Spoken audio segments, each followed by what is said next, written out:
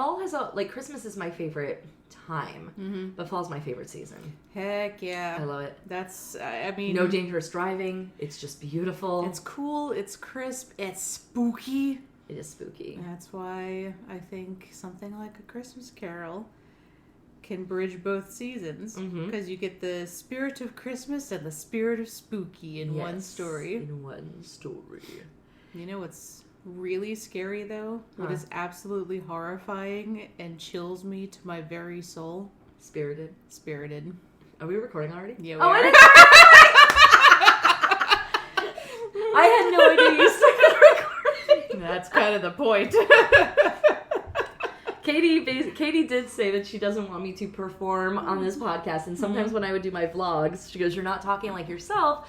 You're talking like someone who's talking to people on a vlog." So, you're talking like you're acting for an audience, and I'm like, no. No, none of that. Just us talking. None of that. I'm just gonna make sure all my volumes are down on everything. There we go.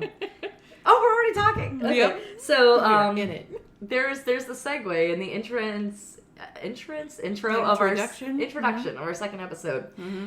Why Katie hates Spirited. Well, also why I do not consider Spirited an adaptation. I do not consider it to be an adaptation.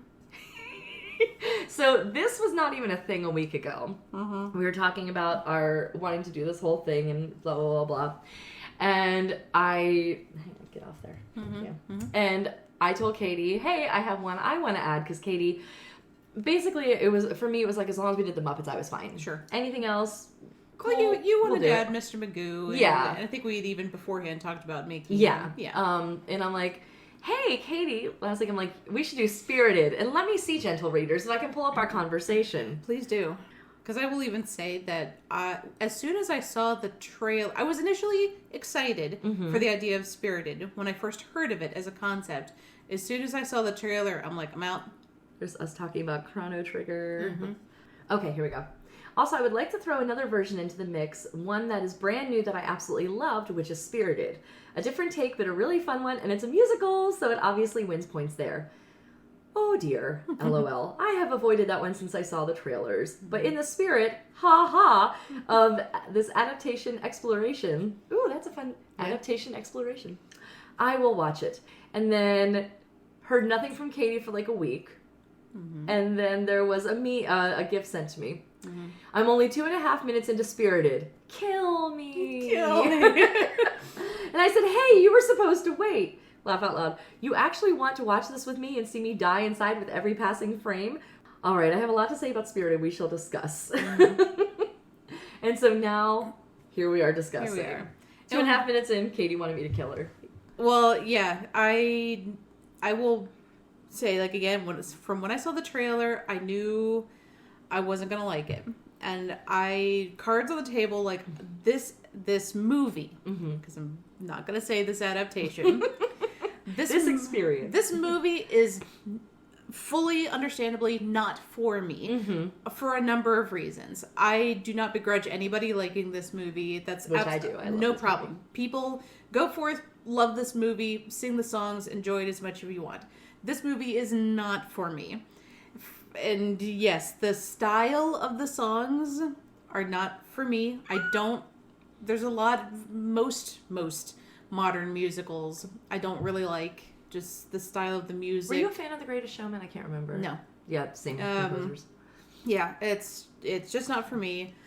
I can't stand Will Ferrell. Like, at all. I despise the movie Elf. Aww. Will Ferrell annoys the crap out of me. I don't like... you love Ryan Reynolds. I like Ryan Reynolds, but I'm trying to think. Was it Morgan? Oh, Tracy Morgan. You don't like Tracy Morgan. I don't like Tracy Morgan. I've never found him funny. That's the thing. Like, both Tracy Morgan and Will Ferrell are kind of like. And there's my fridge. I feel like we should freeze for a moment. There it goes. Yeah, both Will Ferrell and Tracy Morgan are from like my generation of Saturday Night Live. And even then, like, I didn't like them. They were not for me. There are things, of course, there are classic skits from SNL I love. Always love the cowbell sketch. How can anybody not like them? But that's kind of the thing. Like, Will Ferrell, I could take him in small bits.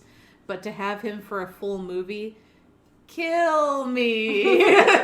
She is doing the arms, guys. Kill me.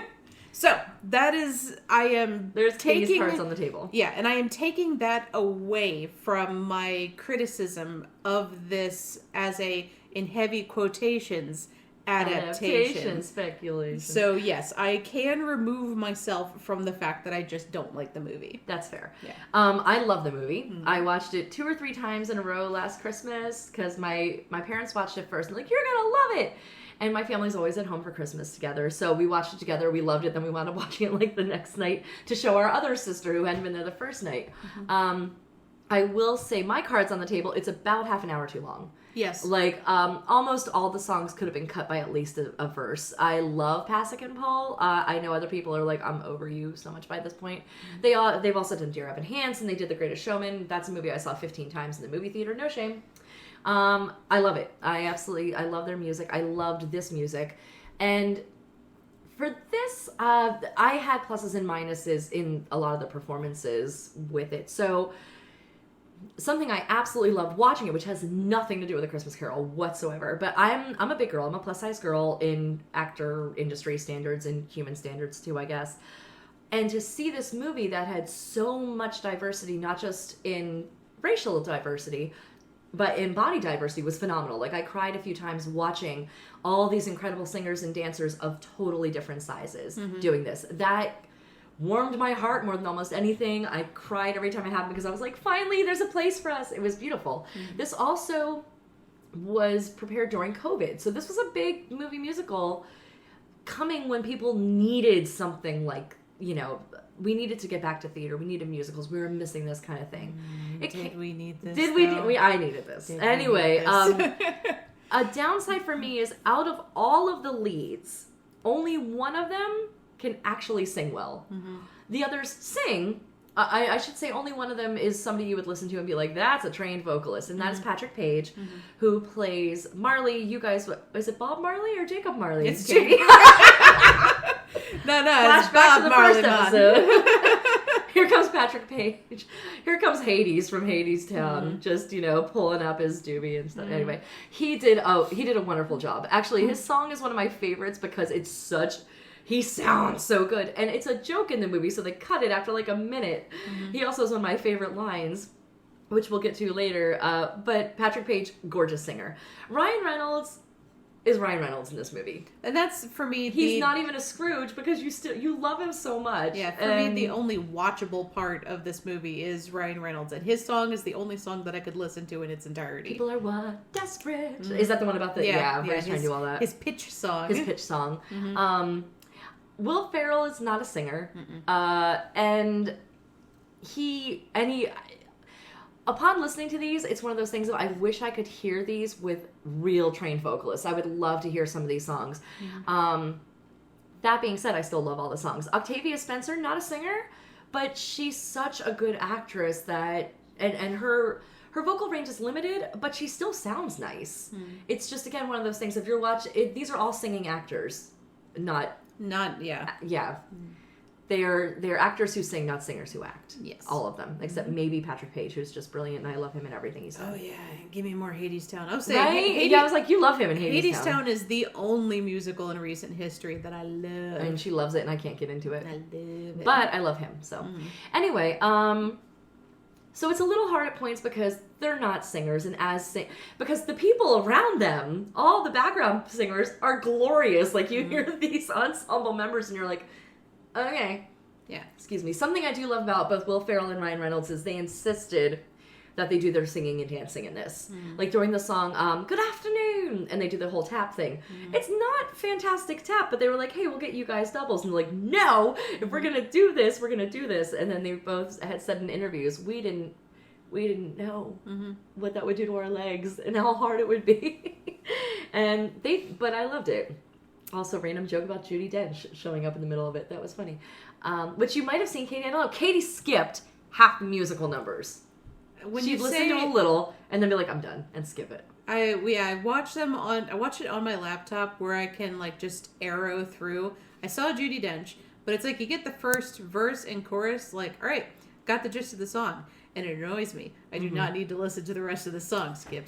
It's fair. And I, again, will willingly admit, especially Good Afternoon was about a minute too long. Mm-hmm. All of the songs went a little far. It is a 2-hour movie. It could have been cut down to an hour and a half. It could have been. Mm-hmm. Especially when you look at the really good versions of Scrooge that are an hour and a half, like George C. Scott's hour and a half. Tight 90 minutes, baby. Tight 90 minutes, get it in there. And I had the same problem with the new Little Mermaid movie. The original Little Mermaid was perfect. It was like an hour, 26 minutes. Mm-hmm. They did the new one, they extended it, they added a bunch of music that did not need to be there at all. I didn't like any of the new songs. And then they moved up to 2 hours and 15 minutes. Mm-hmm. No. Get in, do your business. Get into your business, make a beautiful story, get out. Mm-hmm. You don't need the extra. Nope. Don't need the extra fluff. So, but again, with this, there's not a song in Spirited that I'm like, I would cut that whole song. I would cut all of them down. I would say, too... Except Marley's. I would say, with perhaps the exception of a couple of songs, it doesn't feel like that most of the songs are furthering the plot, too. And that's one of my things, too, about a lot of modern musicals, is we're putting in a song to have a song, rather than to continue to tell a story. Yeah. And so I think the ones that actually, like, that's the view from here that she sings, that Octavia Spencer sings. And again, sings it very lovely. Just, you know, I think it's got like a 6-note range or something. Sure. It's not far. That one I think furthers it, you know, and it's just, I really love that inside look at the character. Ryan Reynolds is just fun, the pitch. And it does. It shows who he is as a person. Yeah. Irredeemable is one of my favorite songs. I feel like that does too. I'm sorry, what was it called? Am I forever irredeemable? I don't think that was it. I know it's not. But it's unredeemable? It's unredeemable. This movie's unredeemable. Yeah, unredeemable. That was the joke of Katie. Unredeemable. That's the name of this episode, is Spirited Unredeemable. Because, yes, we're sitting here talking about the movie itself as a movie, and that's not why we're here to talk about it. That's true. We're supposed to talk about it as a Christmas Carol. So, Katie, we discovered in the last episode, which we recorded 20 minutes ago, and then we had a snack, and now we're back. Katie and I had stated in the last one that we don't get together often, so it's going to be today and then again in November. So we're trying to record a bunch of different things today to get out for when it happens. To basically have enough to cover till the next time we're together. But we also discovered, not to anyone's surprise, that I talk a lot. And Katie's over there like, I want to, but I haven't. Like, I want to say, and Mary Beth just keeps talking. Like waiting for Mary Beth to pause for breath. And I don't breathe. I don't stop to breathe. I'm superhuman. So Mary Beth's going to try to make a conscious decision to look at Katie.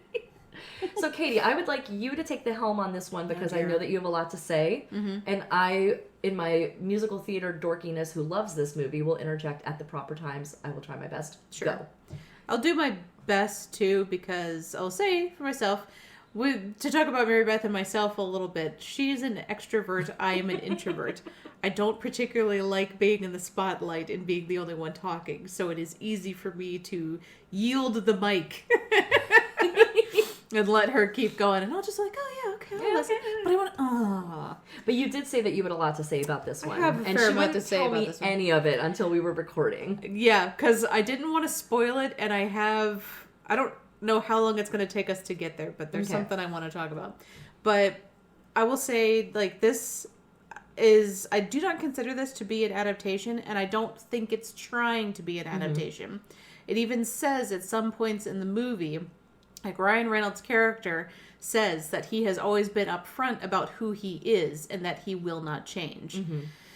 And I would say almost from the get-go, this movie feels like it went to a Christmas store and just purchased figurines to represent Christmas Carol characters. Try saying that's a mouthful. Yeah.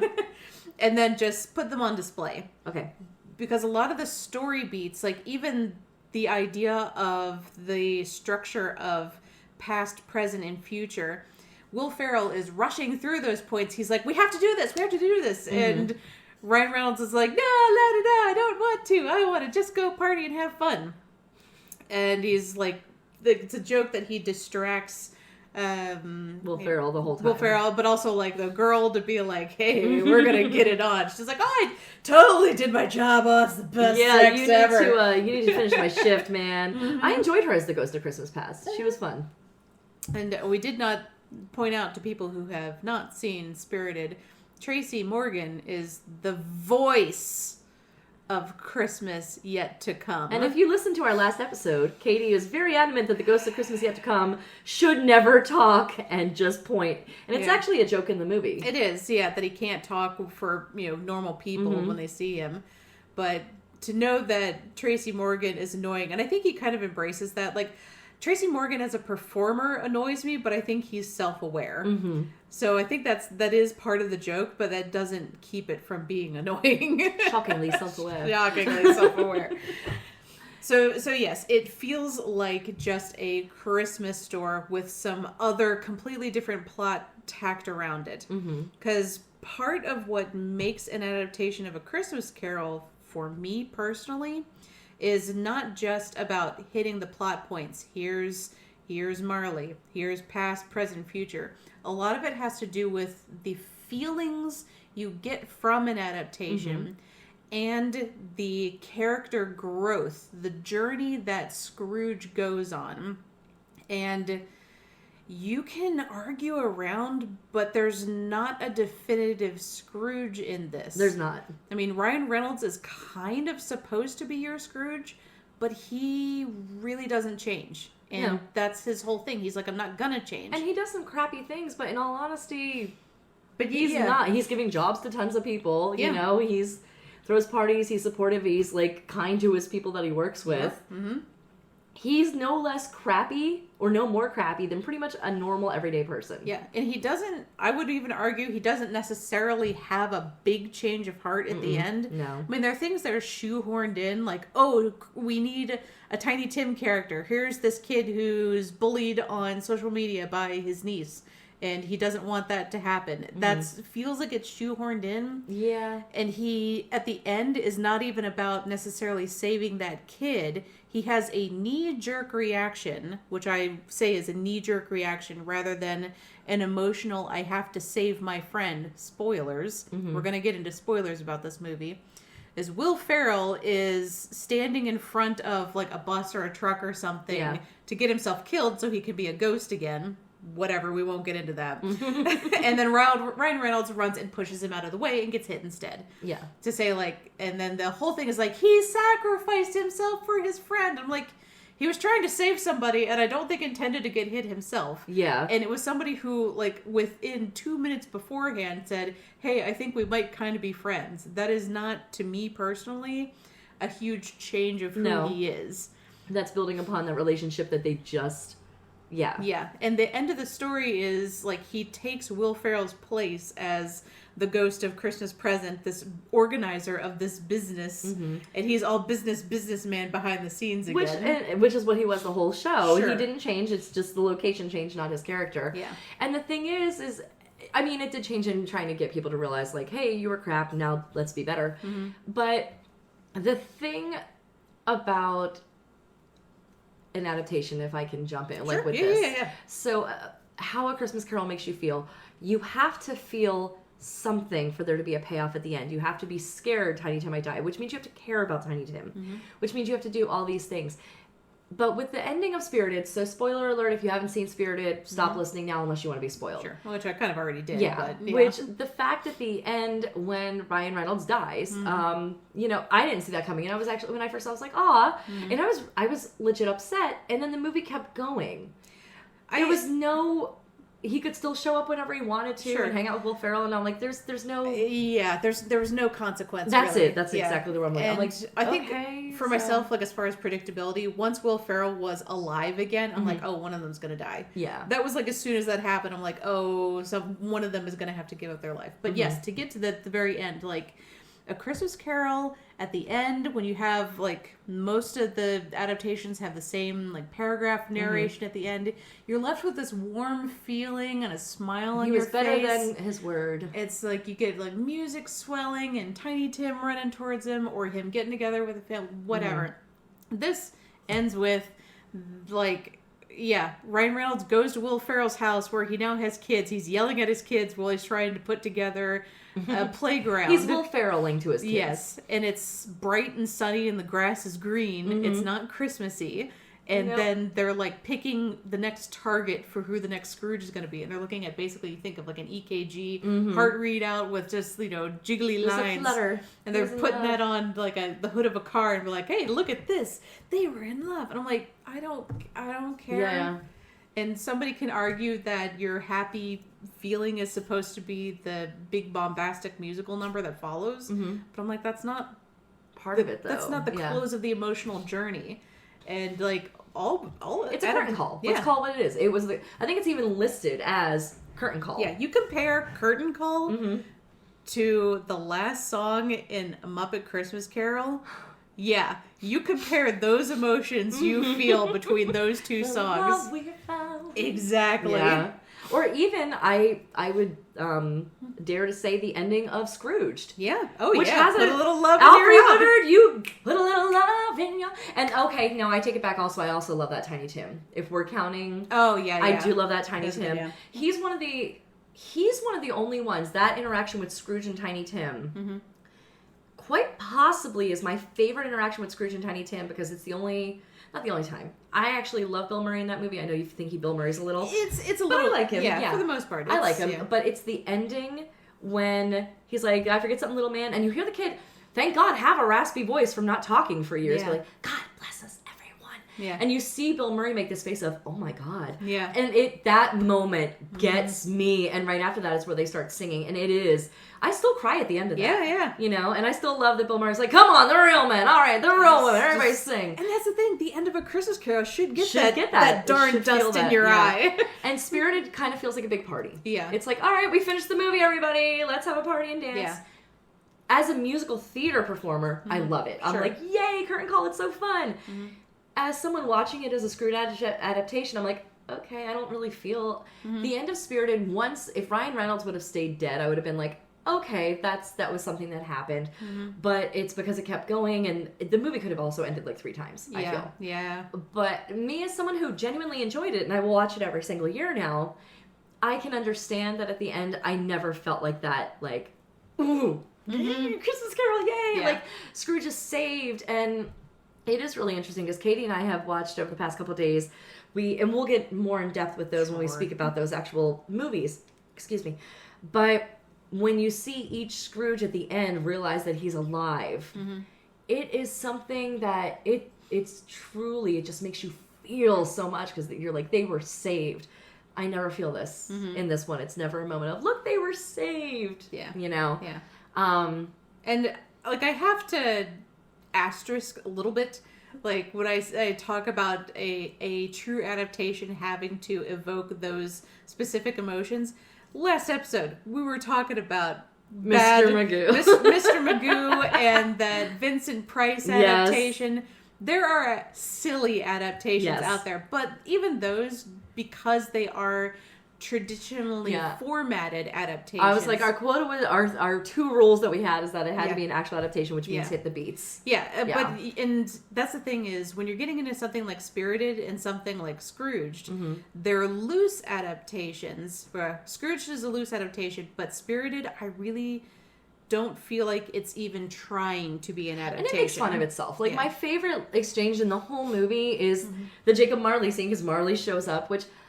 That's a little thing in their whole system, that Marley goes to warn them about the ghost. It's never... This old ghost Marley who's falling apart holds no meaning for any of these people but the actual Scrooge. It should have been somebody in their own life. Yeah. However, Patrick Page is brilliant and I love him. So... But it's when he shows up and he's like doing his big song, and Ryan Reynolds like, wait, sorry. And you see all the chains fall, and Marley's like, what? And he's like, you mean A Christmas Carol? Like, ghosts and like Bill Murray movie? Yes. And he's like, yes, like the Bill Murray movie and hundreds of adaptations no one asked for. Can I go on? And he's like, yeah, sure. And then he keeps... There was probably hundreds of adaptations that nobody asked for. And nobody asked for. I'm like, because it's incredibly self-aware. And I'm sitting there thinking, like this one? Like this one? But yeah, if A Christmas Carol, a lot of times, like I said in last time we talked, a lot of them are background adaptations, but you have an expectation of what it's going to be. Yeah. And you hit your beats, but it is also about that feeling you get at the end and the emotional journey that the characters have been on. Yeah. That being said, I want to take a hard swerve. Oh, God. We were about to go off the rails. Is this what you wouldn't talk to me about Yes. before? Oh, God.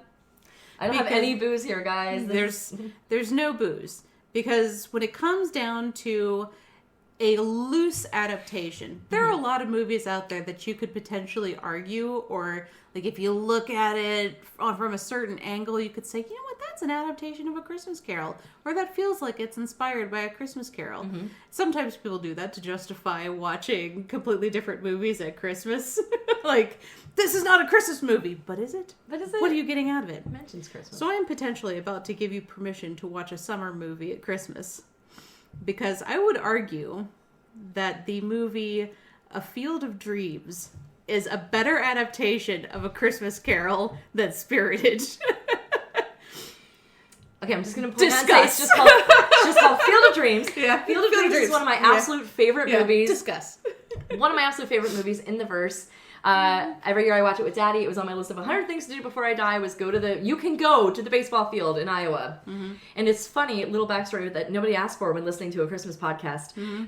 It's in Danville, Iowa, and the two families actually owned. One owned the field area and one owned the house area.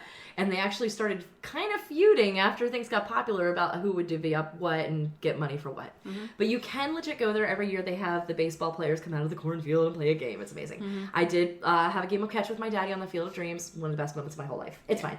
Anyway. I wrote down a quick thing, because I will say, too, I think it was the day that I watched Spirited. Okay. It was nighttime, and I was messaging Mary Beth briefly about this, and then I went up to bed, and I was sitting there mulling over, like, what is it other than, because I know I don't like the movie itself, but why does my brain fundamentally reject it as an adaptation? And I'm laying there in bed, and I'm like, it just sort of popped in my head where I'm like, it's about the emotional journey.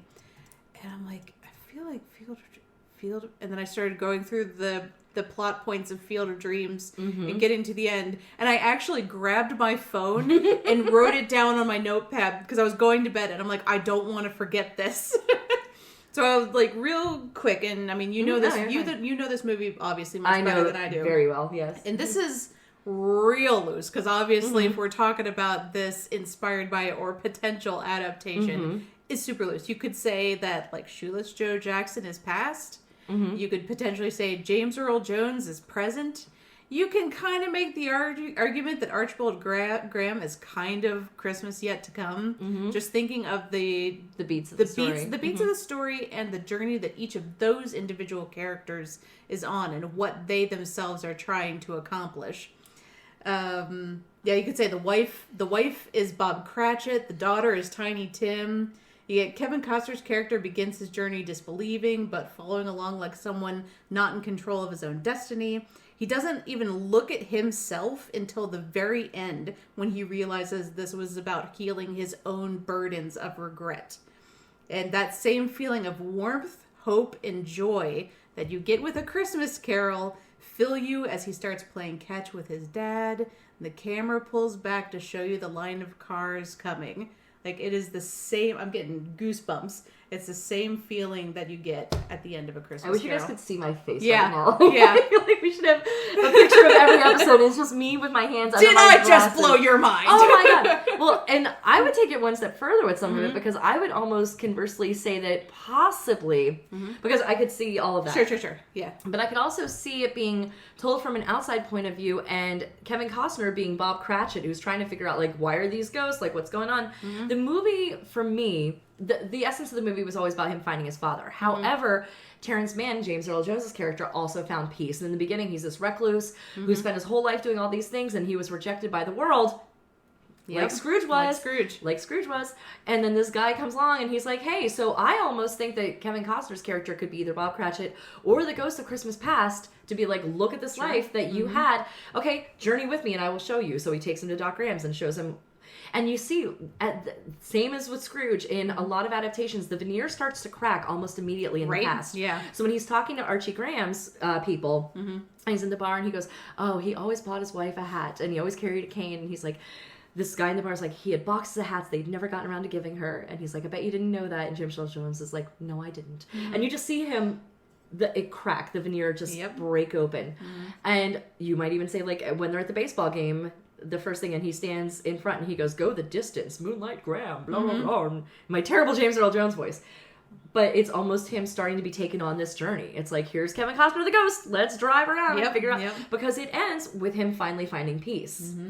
And, oh my God. Yes. Why can't I swear on this podcast? Let that marinate. I will let that marinate. But honestly, it does. And I can honestly say, in the 25 years of me loving that movie, 30 maybe even, I have never ever thought of it like that, but it just goes to show how universal the themes of past, present, and future, dealing with your decisions, basically facing things that you've been through and who you used to be as a person and how it can all pay off. Like, there are there's thousands of movies and TV shows and songs and musicals that I love, but I can only think of a few off the top of my head that I'm like, that is a perfect ending. This Field of Dreams, perfect ending. Yeah. There's no better. The dad shows up at the end, and, you know, like at the end, he's like, "What are you grinning at, you ghost? If you build it, he will come." And he turns, and there's the dad. And I lose my every single time. And I wish you guys could see, because I'm on the couch clutching Colby. Yes, she is. Clutching Colby. And bawling. Colby's soaking wet on the forehead by the end because I'm bawling. And Daddy's over there like, "Oh, hey, kid, it's our movie." I'm like, I know, it's our movie. But it's an interesting take, because I could absolutely see him being Bob Cratchit, who's put upon to do all these tasks, not knowing why. And he does them. And here's all this. The most ghostly thing about that movie, by the way, is when he's traveling, you see the gas prices are like 99 cents. I'm just saying.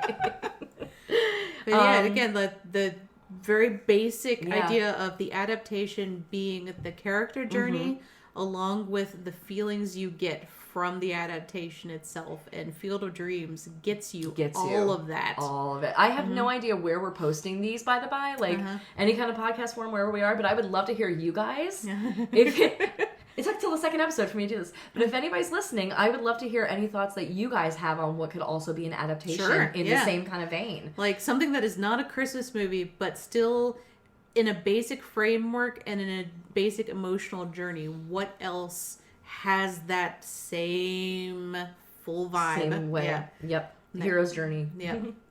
How did past, present, future. And we're happy at the end. We're filled with warmth. There's dust in your eyes. There are ninjas dancing all over Katie. What's so much dust? Thing. For everyone who's like, dust in my eyes. There are ninjas cutting onions. Nope, I am over here flat out crying. I do not hold back on my emotions. And I don't cry at hardly anything. Katie does not cry, so I have to cry enough for both of us. It's fine. Okay, so yeah, we went to Spirited to Field of Dreams. I want to jump back a little bit, because I think your sister Ellen made the comment of, we should talk about Christmas commercials, and I'm here like, I don't watch commercials. Why the heck would we talk about Christmas commercials? Mary Beth proceeds to pull up of her own volition two Christmas carols, Christmas commercials. It starts crying to the point that she looks at her eyes and she's like, "What's wrong with my eyes?" And I'm like, "Really? You were just crying." Not that my eyes were red. They were puffy and red underneath. I'm like, "Do I have pink eye?" Katie's like, "No, you were dumb enough to watch Christmas commercials that make you cry." And I think you like either posted it on Facebook or messaged somebody. She's like, "Katie's making me cry." I'm like, "You're making you cry." No, I just posted that in my brain for constant. I did nothing here. Yeah, there are 5 words that at any time Katie likes to just say to me out of the blue to see if I'll cry. There once was Stop it! And she loved the little boy. That book. Mary Beth will cry at the drop of a hat. I will cry at the drop of a hat. Did you cry at all during the movie Spirited? I did. Okay. I did cry. I cried during Unredeemable because I told you, I'm like, I think like maybe in a past life I was a wretchedly horrible human, because going through this life, I constantly have the feeling that I'm making up for something, and I'm like, what did I do that was so horrible and unredeemable? I keep on saying irredeemable. Unredeemable. And it's like, I don't know, maybe it was a past life. But that one really got me, because, and I know that I have not always been a perfectly brilliant, wonderful person in this. I try to be a good person, guys, I do. Sometimes we're all just crap people. You know, we've all been there. But I feel like maybe it's the Irish Catholic guilt that I had growing up. But, I'm a recovering Catholic now, for those listening. Anyway, but I feel like it's one of those things of, I don't know if you guys like to self-torture the way I do, but if I make a mistake or hurt someone, I don't forget about it. I linger on it for the next however many years of my life, which is fine. Yeah. And so I just kind of always have this guilt complex riding me. And so when I heard, am I forever unredeemable? And he's going, I'm like, I don't know. Am I Will Ferrell? Am I unredeemable? And so I'm literally like, Will Ferrell's unredeemable. She really hated him in this movie. And yeah, and I was sad at the end when Ryan Reynolds died. But then there's Patrick Page to give it levity. He's eating chili going, oh yeah, you're dead. You know what? That's another thing that bothered me is a huge plot point of Spirited was they put in the idea that first of all Scrooge actually existed and that he died 3 weeks after the events of the book. And then I'm like, that's dumb. Yeah. No, it just bothers me That's fair. that was their whole crux of the story. That their real world Scrooge feels guilt that he never got to prove himself, so he's not sure if he's actually good or not. Like, that's missing the point. Because he died 3 weeks later. Well, it's missing the whole point of the original book entirely. Scrooge was better than his word, and they always said that no man ever held Christmas the way I did, the way he did. And that's true, and it is something, and that's something that I look for a lot in Scrooge's, is his transformation at the end. It's like, are you giddy? Are you like, George C. Scott, I love him, brilliant actor, and it's still watching, it's like, okay, Patton, what are you gonna do here? And he's jumping back on the bed and everything. I'm like, first of all, don't die. Yeah, you know, it was all one take too. Yeah, it was, which is insane. Alistair Sim. Sim. Okay, Alistair Sim did a lot of the same. Like his transformation scene was fantastic, and I love. I feel like we need to save it for when we review that episode, but I love the addition of Mrs. Dilbert at the end. That was a great addition there.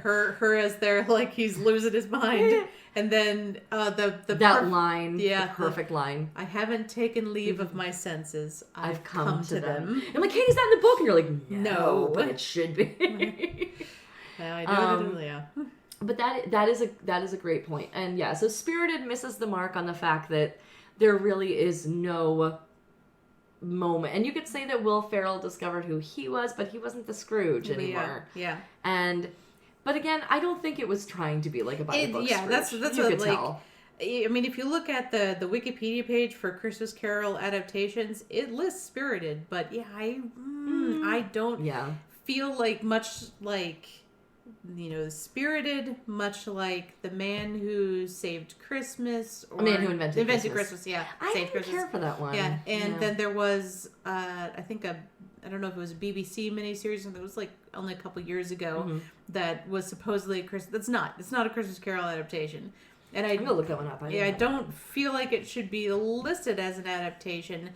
Spirited, I'm not begrudging anybody the enjoyment of it. It's just, if she likes to make fun of me, but she's totally fine with people liking it. But I'll say, if anybody's looking for a more traditional adaptation of A Christmas Carol, that is not it. And again, Scrooged is closer to an adaptation than Spirited. I will say also Spirited, much like every other musical adaptation of A Christmas Carol, it is a product of its time. Yep. Yeah. The style of the music is of today. And we talked about this a little bit yesterday. We did, yeah, because the Mr. Magoo music was very of its time. Razzmatazz, the Albert Broadway. Finney is very much of that early 70s.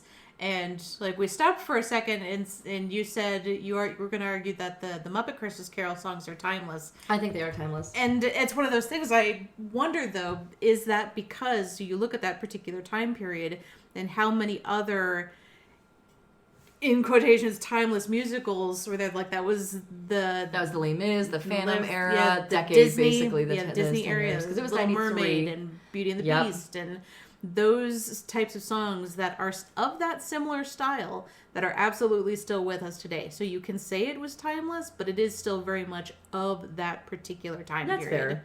And that, with my age and the way I grew up and all these other things, that is absolutely like what I'm most attached to. And we were watching some, YouTube videos and that kind of stuff yesterday in preparation for this.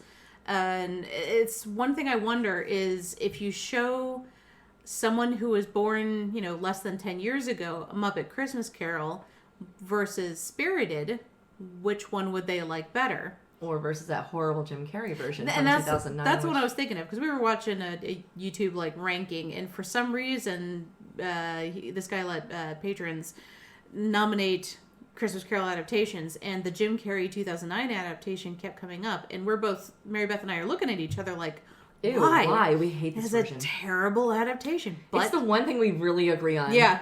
That we both hate this version. Yeah, and it's like, if that's the one that a generation grew up with, then the nostalgia glasses come in, and you can go back to Mr. Magoo. We look at Mr. Magoo now and we're like, it's really not that great. But I will say, and I put up a poll of my own on Facebook saying, hey, what was your favorite Christmas Carol? And I would say out of like the 30 or 40 people that commented, 90% of it was Muppets. And it's from a lot of different ages. Okay, I was going to say, how many of them are around the same age as us? No, they're between, I would say between 20 and 65, 70, because I have a lot of different aged friends. And either because the adults grew up with it with their kids, you know, and you and I were kids when we came out. I think it came out in 93, so I was 13. Excuse me. But I would also venture to say the Muppets are timeless. You know, like, you even, no matter how old you are, I feel like you could watch the Muppet movies and be like, oh, the Muppets. I agree. I love the Muppets. Anyone who knows me knows that, like, anything Jim Henson touches Fraggle Rock, my heart. biggest fan over here. Fraggle Rock is my favorite TV show of all time. And anyone who that is like, usually I don't care if people diss something, but if anyone who comes at Fraggle Rock, I'm like, we can't be friends anymore. No, we're done. So.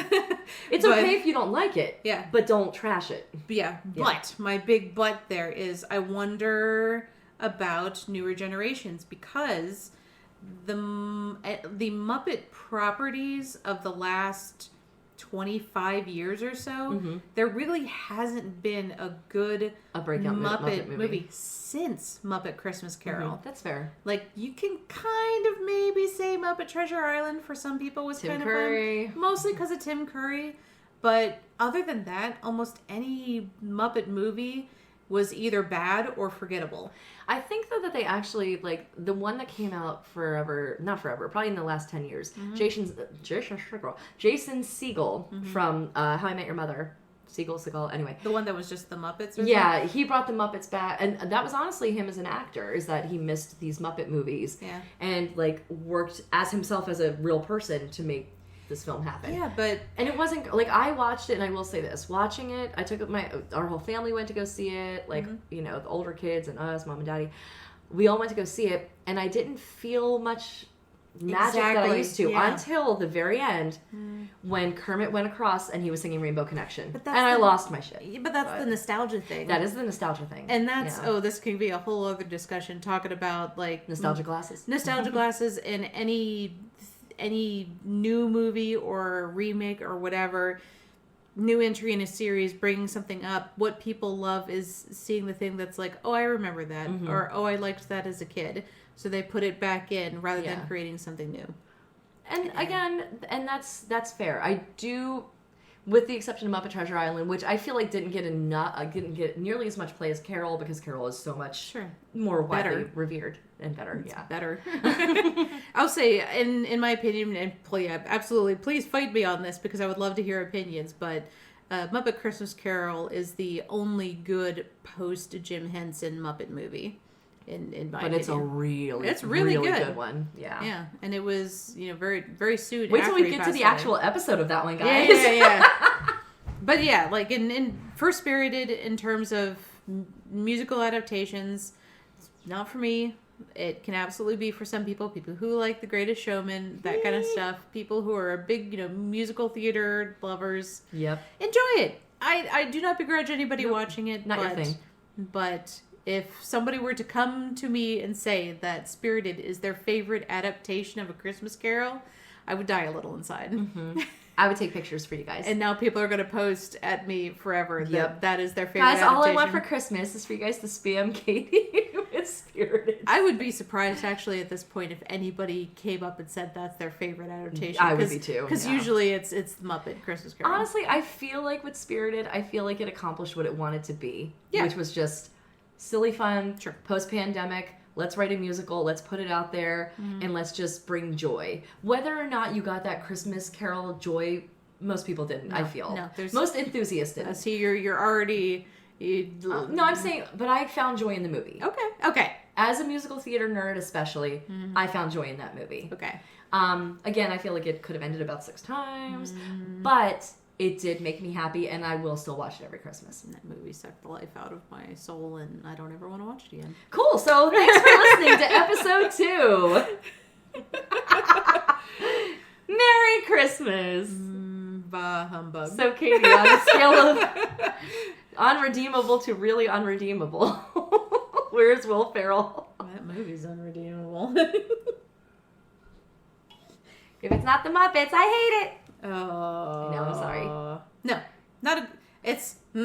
enjoy it if it's the kind of thing you enjoy. But if you want to watch an actual adaptation of A Christmas Carol, maybe watch something else. Yep. Which we will get to in our next episode. Sure. Okay, bye. Bye.